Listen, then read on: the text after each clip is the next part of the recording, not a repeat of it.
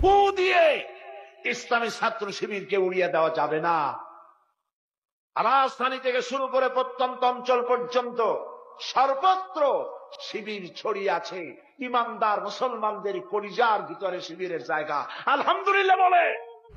বিড়ালের মতো 500 বছর বেঁচে থাকার কোনো লাভ নাই, সিংহের মতো 1 ঘন্টা বাঁচতে চাই।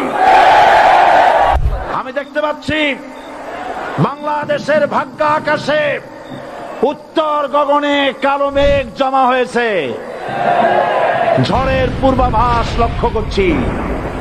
যদি মোকাবেলা করতে না পারেন সক্ষম ভাবে, এমন অন্ধকার গাঢ় কালো অমাবস্যার রাত আসতে পারে যার সুবে সাদেক হওয়া অসম্ভব।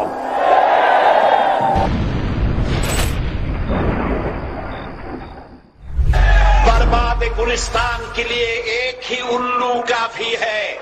गुलिस्तान की हर शाख पे उल्लू बैठे हैं, फिर अंजाम गुलिस्तान क्या होगा। ফুল বাগানের ধ্বংস করার জন্য একটা হুতুম পেঁচা যথেষ্ট, কিন্তু হুতুম পেঁচা বসে গেছে প্রত্যেক ডালে ডালে। ফুল বাগানের অবস্থা কি হবে আল্লাহই জানে।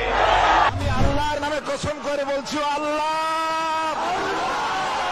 তোমার জাতের কসম, তোমার ইজ্জতের কসম, তোমার সম্মানের কসম, 1971 সনের 1 ফোঁটা বালি বা কাদা আমার গায়ে লাগে নাই, লাগে নাই, লাগে নাই।